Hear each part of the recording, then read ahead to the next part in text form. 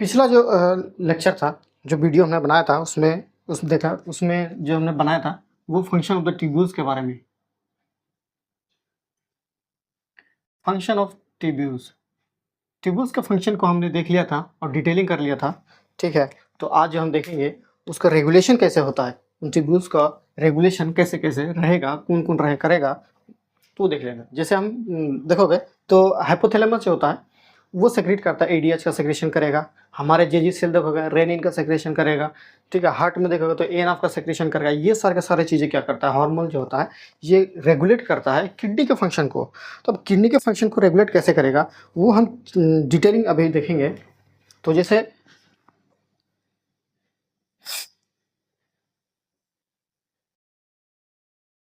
Regulation of kidney function,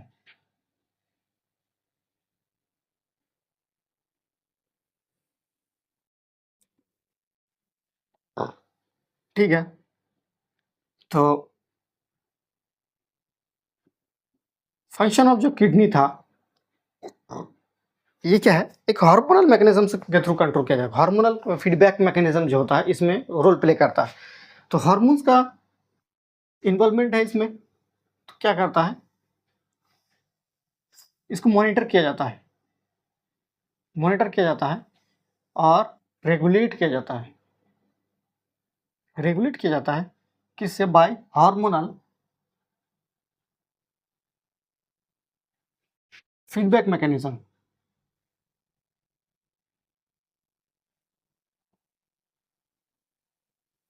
hormonal feedback mechanism के through जो होता है इसको क्या किया जाता है, रेगुलेट किया जाता है। और हार्मोन का सेक्रेशन कौन कौन करेगा, जैसे हाइपोथैलेमस, हाइपोथैलेमस,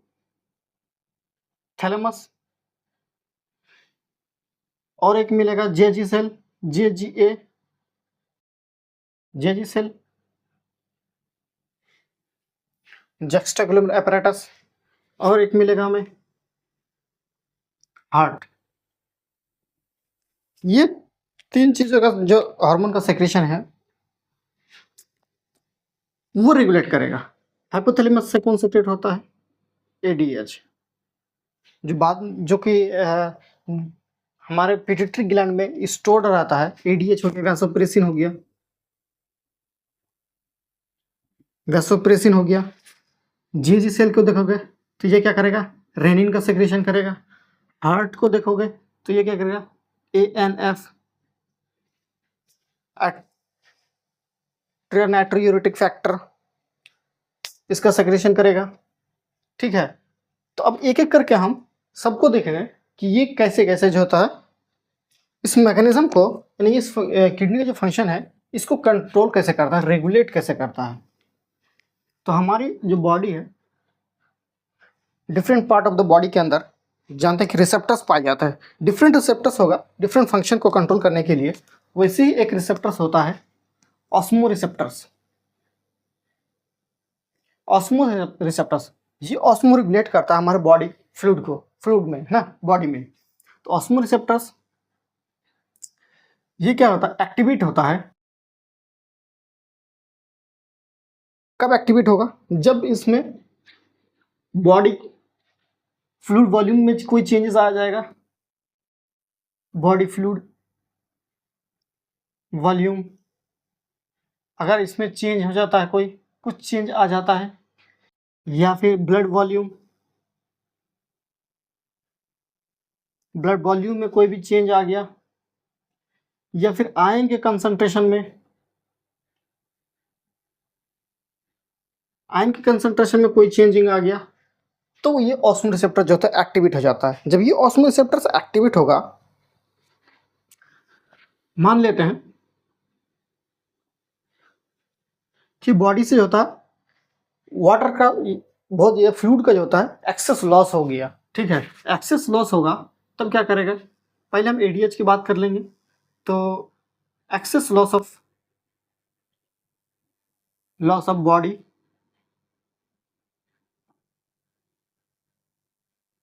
फ्लूइड,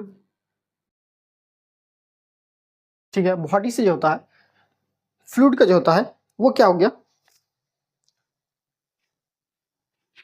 लॉस हुआ। तो ये रिसेप्टर्स जो होता है, ये जो ऑस्मो रिसेप्टर्स होता है, ऑस्मो रिसेप्टर्स, ये क्या होगा, एक्टिवेट होगा। जब ये ऑस्मो रिसेप्टर्स एक्टिवेट हुआ तो अभी ये क्या करेगा, हाइपोथैलेमस को स्टिमुलेट करेगा। स्टिमुलेट किसको करेगा, हाइपोथैलेमस। अब हाइपोथैलेमस क्या करेगा, रिलीज करेगा।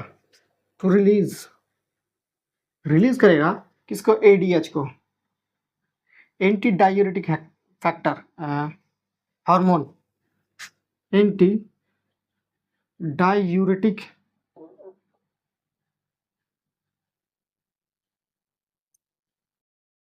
डायूरेटिक हार्मोन, ठीक है। साथ में वैसोप्रेसिन या फिर वैसोप्रेसिन, इसका सेक्रेशन करेगा। अब ये जो एडीएच हमारा है, ये एडीएच क्या करेगा, हेल्प करेगा या फिर फैसिलिटेट करेगा, facilitate to absorb, absorption, absorption of water, water का एब्जॉर्प्शन करवाएगा from letter part of, from letter part of tubules, tubules. अब देखो, लेटर पार्ट ऑफ ट्यूब्यूल्स बोला है, letter part of the tubules मतलब ये बात कर रहा है कलेक्टिंग डक्ट की बात कर रहा है, कलेक्टिंग डक्ट। अब कैसे, ये देखो हमारे पास क्या था, ये डीसीटी वाला रीजन है और ये क्या है, कलेक्टिंग। तो डीसीटी वाले रीजन पर जो एडीएच फंक्शन किया, तो इसका जो लेटर पार्ट कौन सा बच गया था हमारा, कलेक्टिंग डक्ट। यानी कि कलेक्टिंग डक्ट में जो वाटर का एब्जॉर्प्शन होगा वो क्या होगा, कंडीशनल होगा। यानी कि एडीएच जो होता है वो क्या करेगा, वाटर का एब्जॉर्प्शन कलेक्टिंग डक्ट से करवाएगा। तो ये भी एक था जिसकी वजह से देयर बाय, अब क्या होगा, प्रिवेंट डायूरेटिक,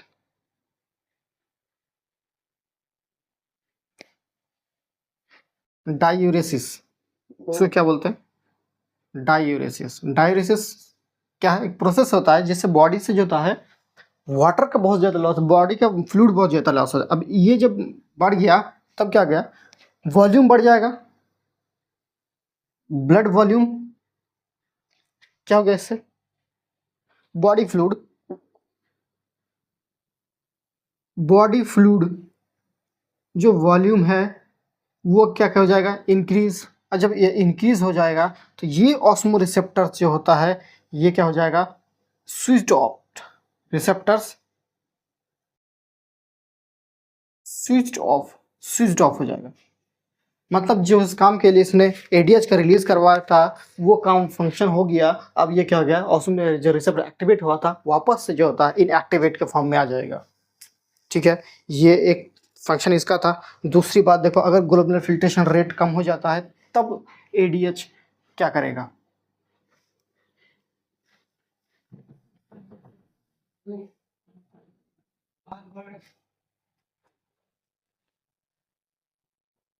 अगर जीएफआर ग्लोबुलर फिल्ट्रेशन रेट ये डिक्रीज हो गया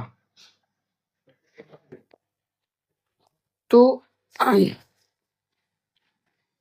ये जो हमारा एडीएच का जो सेक्रेशन हुआ था, ठीक, तो ये जो सेक्रेशन हुआ था ये अफेक्ट करेगा किडनी फंक्शन को। किडनी फंक्शन को कैसे करेगा, ये वैसोकंस्ट्रिक्टर होता है। एडीएच क्या करेगा, ग्लोमेरुलर फिल्ट्रेशन रेट कम हुआ, इसका मतलब होगा इसका जो ग्लोमेरुलर ब्लड प्रेशर है, ग्लोमेरुलर ब्लड जो प्रेशर है ये डिक्रीज हुआ होगा। तो ये क्या करेगा, वैसोकंस्ट्रिक्ट करवा देगा।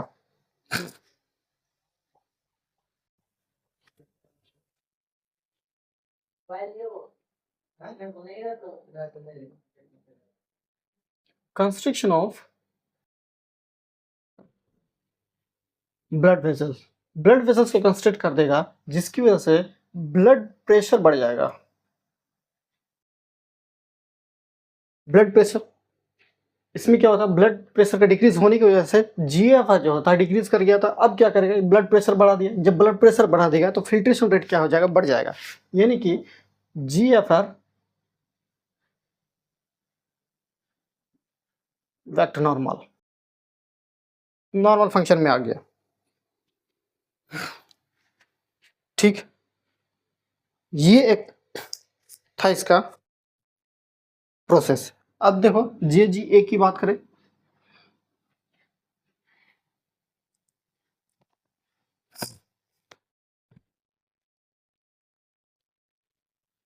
जब भी ग्लोबल फिल्ट्रेशन रेट या फिर ब्लड प्रेशर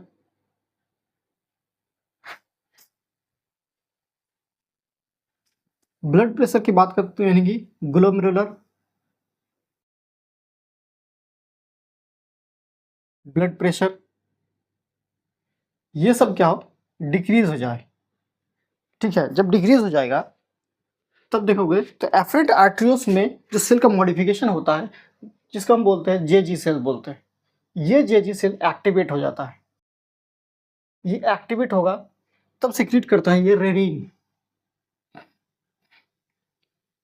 अब ये रेनिन जो होता है, जो हमारे ब्लड प्लाज्मा में एक हार्मोन पाया जाता है, जिसको बोलते हैं एंजियोटेंसिनोजिन, एंजियोटेंसिनोजिन। ये एंजियोटेंसिनोजिन को एक्टिवेट करेगा एंजियोटेंसिन 1, देन फर्दर एक्टिवेट करेगा एंजियोटेंसिन 2, टेंसिन 2। अब ये एंजियोटेंसिन 2 जो होता है कैपेबल होता है ब्लड वेसल्स को कंस्ट्रिक्ट करने के लिए, यानी कि पावरफुल वैसोकंस्ट्रिक्शन कंस्ट्रिक्टर, यानी कि ब्लड वेसल्स को क्या करेगा, कंस्ट्रिक्ट कर देगा। जैसे कंस्ट्रिक्ट करेगा तो ग्लोमेरुलर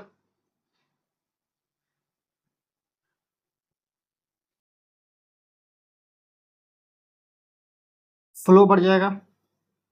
जैसी फ्लो बढ़ा, glomerular blood pressure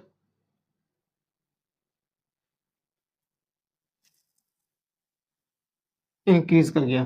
blood pressure क्या कर गया, इंक्रीज। जैसे ग्लोमेरुलर ब्लड प्रेशर इंक्रीज किया तो जीएफआर नॉर्मल, जीएफआर क्या हो गया, नॉर्मल हो गया। दूसरी इसके चीज मैकेनिज्म ये है कि एंजियोटेंसिन 2 जो होता है, ये एड्रिनल ग्लैंड को स्टिमुलेट करता है। किस लिए, ताकि ये रिलीज करे एल्डोस्टेरोन को।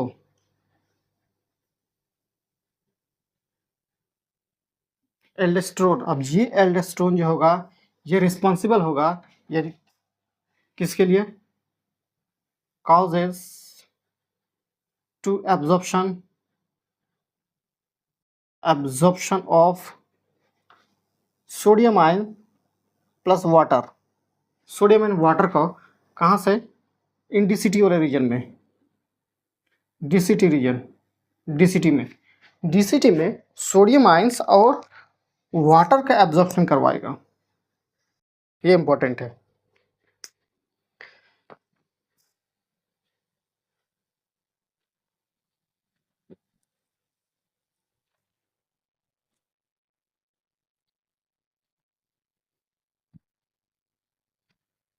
अब ये जो मैकेनिज्म था, इस मैकेनिज्म को क्या कहा जाता है, ये जो हमने दो मैकेनिज्म देखा, इस मैकेनिज्म को क्या कहा जाता है, renin angiotensin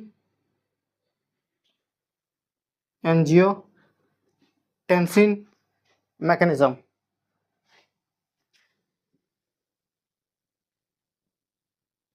mechanism, renin angiotensin mechanism. इस मैकेनिज्म को चेक करने के लिए जो होता है हार्ट का रोल रहता है। कैसे रहेगा इसका रोल? तो देखो जब भी हार्ट का जो एक्टिव वाला रीजन होता है वहाँ पर भी रिसेप्टर्स पाया जाएगा। तो वो रिसेप्टर्स में कैसे फंक्शन करेगा? जैसे हार्ट है हमारा, ठीक है, हार्ट में जब एट्रियल ब्लड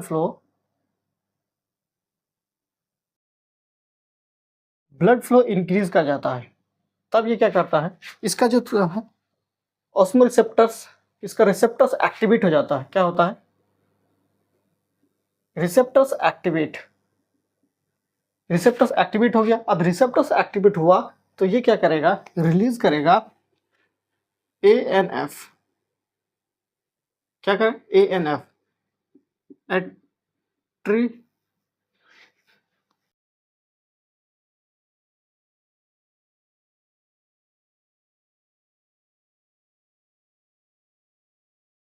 नाइट्रियूरेटिक फैक्टर, ये रिलीज करेगा। जब ये ANF का रिलीज हुआ, ठीक, ANF क्या किया? रिलीज कर दिया। अब ये क्या करेगा? ब्लड, देखो इसमें क्या हुआ, तो इसमें क्या होगा? ब्लड प्रेशर जो होगा इंक्रीज हुआ। और जब इंक्रीज हुआ तो रिसेप्टर्स एक्टिवेट होगा। जब रिसेप्टर्स एक्टिवेट हुआ ANF रिलीज कर हुआ। जब ANF रिलीज हुआ इसमें, तब ये क्या करता है? वैसोडाइलेट करा देगा। वैसोडाइलेशन यानी कि ब्लड वेसल्स को डायलेट कर देगा। ब्लड वेसल्स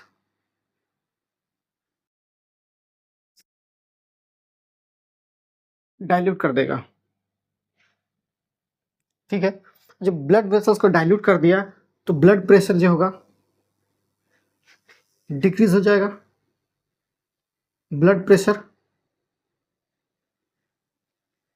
डिक्रीज होगा, मतलब नॉर्मल कंडीशन में, नॉर्मल में आ जाएगा, ठीक है। इसीलिए जो होता है इसको कहा जाता है, ये जो मैकेनिज्म है इस मैकेनिज्म को कहा जाता है कि ये क्या करता है? चेक करता है।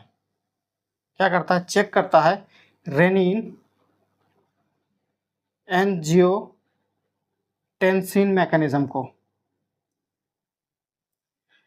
रेनिन एंजियोटेंसिन मैकेनिज्म क्या करता था?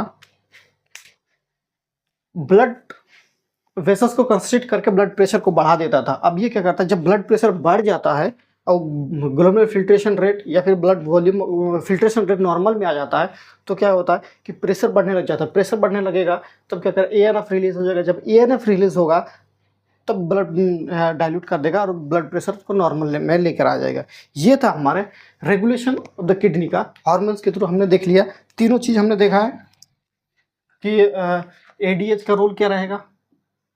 ADH जो कि कहाँ से होता था? हाइपोथैलेमस से, हाइपोथैलेमस, ठीक है। दूसरा था हमारा JG सेल का क्या एक्टिविटी रोल रहता था? रेनिन का, यानी कि रेनिन कहाँ से ये सेक्रेट होता था? JG सेल से। और एक क्या है? ANF, ये कहाँ से है? हार्ट से होता था। ये तीनों का रोल हमने देख लिया कि ये, और ये मेनली जो ये तीन है, यही तीन जो होता है रेगुलेट करता है हमारे किडनी के फंक्शन को, ताकि हमारे जो ऑस्मोटिक जो बैलेंस बना रहे किडनी के अंदर, ठीक है। ऑस्मोटिक चाहे आयंस की कंसंट्रेशन हो, चाहे वो प्रेशर के GFR की बात करें उसकी हो, ये सारी चीज़ें होता है मेंटेन करता है कौन? यही तीन मेनली जो होता है रेगुलेट करता है। तो आगे जो हमारे पास चैप्टर ऑलमोस्ट कंप्लीट हो गया है। लास्ट में दो ही टॉपिक बच जाता है हमारा, एक तो मिक्टुरेशन वाला रह जाता है, और लीवर, किडनी या फिर स्किन जो होता है इसका भी एक्सक्रीशन में क्या क्या रोल रहता है। उसके बाद सीधा हमारे डिसऑर्डर के बाद बचेगा, ठीक है। तो फिलहाल के लिए इतना ही।